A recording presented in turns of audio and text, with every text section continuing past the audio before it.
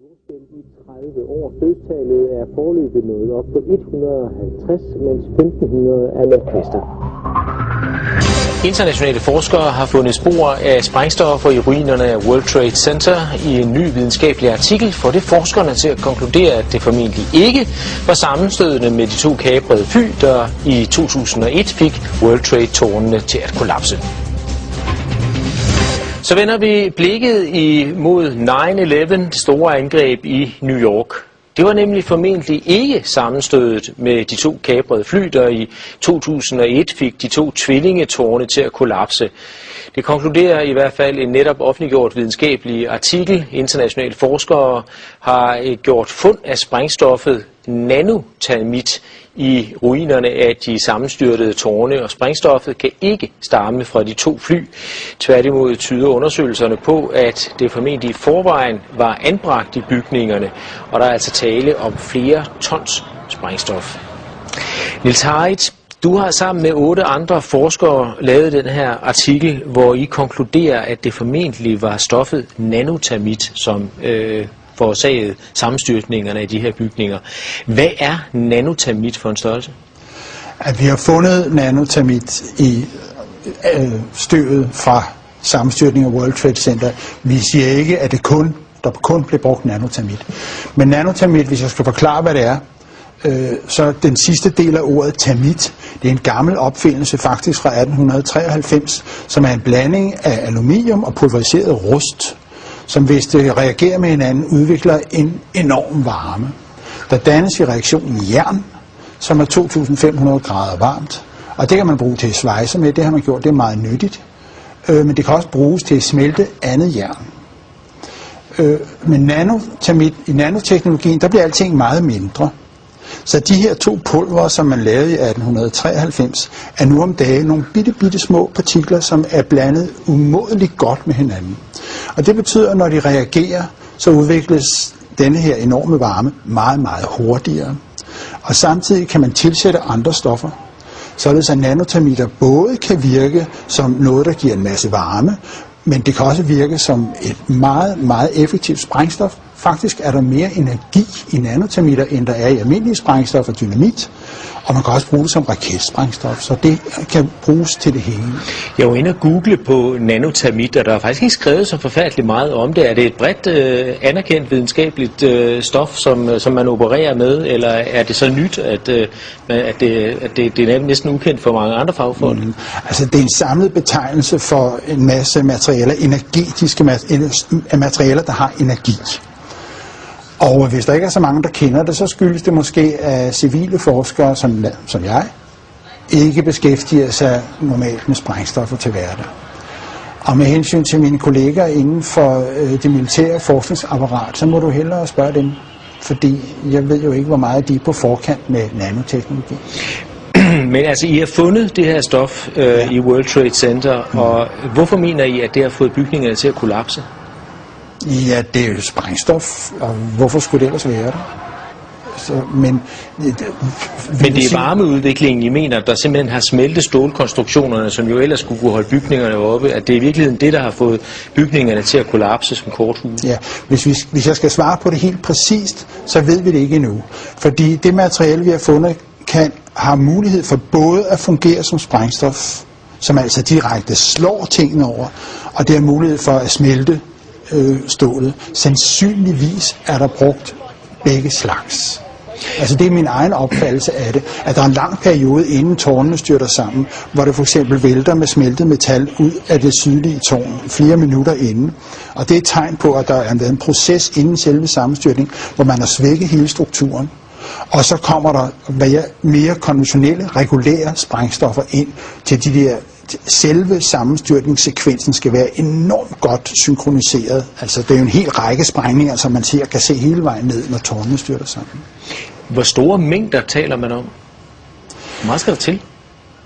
Det er meget, fordi der var 3 skyskraber, skal vi lige få det ind. Der var 3 skyskraber, men der var 2 flyvemaskiner. Og vi har jo selvfølgelig en nogenlunde fornemmelse af, hvor meget støv, der er blevet dannet. Og det kan man se på alle mulige billeder. Der er enorme støvmængder, som der kom. Alt blev pulveriseret, undtagen af selve jernskelettet. Og vi ved nogenlunde, hvor meget rester vi har fundet af ureageret termit. Det er the loaded gun, det her. Det er ikke det, der er blevet brugt. Det er det, der på en eller anden grund ikke har reageret. Og så, vi snakker om tons, vi snakker om over 10 tons, måske 100 tons. 10 tons, 100 tons i 3 bygninger. Ja. Og vi taler altså ikke om materiale, som normalt indgår i bygninger af skyskrabere. Nej. Det er super avanceret materiale, det her. Men hvordan placerer man sådan noget i skyskrabere på alle etagerne? Altså hvordan man får det ind? Ja. På paller. Ja, det vil jeg da. Altså, hvis jeg skulle transportere de meter, ville jeg da kørt ind på paller. Sådan en lastbil, og så kørt ind på paller. Hvorfor har man ikke opdaget det noget før? Eller før? Hvem skulle opdage det? Portland for eksempel, altså at man kører rundt med 10-100 tons nanotermit, som man placerer på etagerne i store sække, eller jeg ved ikke, hvad man gør. Altså, det undrer mig bare, at man ikke har opdaget det.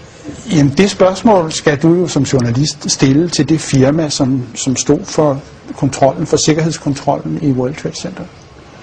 Men I er i hvert fald ikke i tvivl om, at materialet har været der. Ja, det er sådan en videnskab, du kan ikke rigtig snyde der, vi har fundet det. Og det er ureageret termit. Hvilken modtagelse har jeres artikel fået rundt omkring i verden? Altså det er jo helt ny viden for mig også. Ja. Nu udkom den altså i fredags, så det kan vi ikke rigtig sige endnu.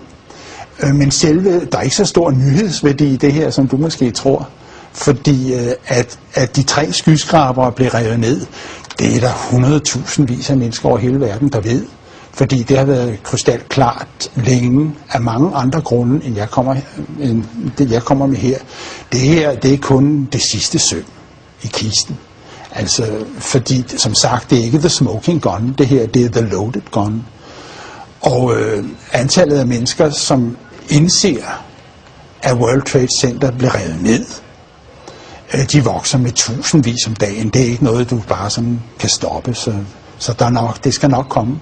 Hvordan kan det være, at man ikke har opdaget, at der har været nanotermit i bygningerne tidligere? Altså, vi har jo snart 10-års jubilæum på terrorangrebet, og det kan jo egentlig undre, at man ikke har fundet det tidligere.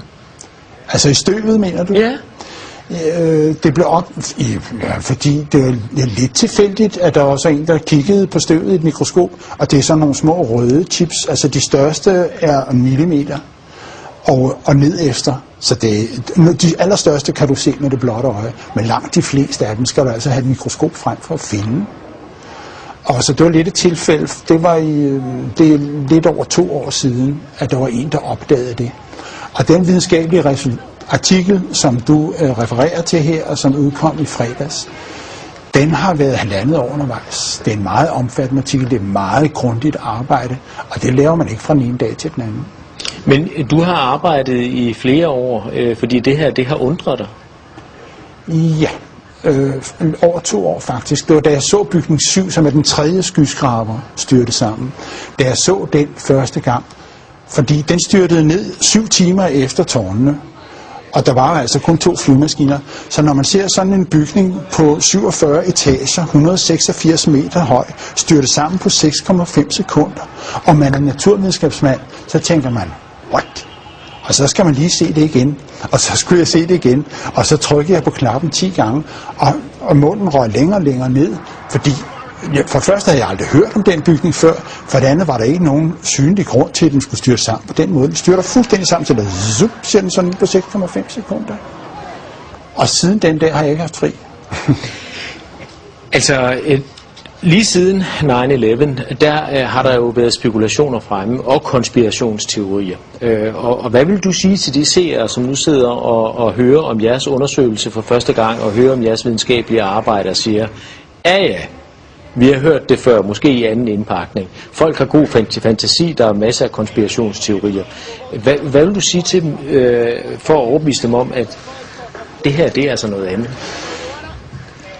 For mig er der kun én konspirationsteori, som er værd at snakke om her. Og det er den med de 19 flykapere. Og der synes jeg, at de mennesker, som der så sidder, som kigger på det her, skal spørge sig selv, om hvilke beviser har vi egentlig set på den konspirationsteori, den officielle konspirationsteori. Har vi set nogle beviser? Hvis der er nogen, der har set dem, så vil jeg gerne høre om dem. Der er ikke nogen, der er anklaget. Der er ikke nogen, der er efterlyst. Så det eneste som konsekvens af det her, mener jeg, må være et krav om at få en ordentlig politimæssig efterforskning af terrorangrebet 9/11, fordi det er ikke sket. Den venter vi på, og vi håber, at vores resultater vil indgå som tekniske beviser, når den dag kommer. Niels Heidt, spændende. Tak fordi du kom. Ja, tak.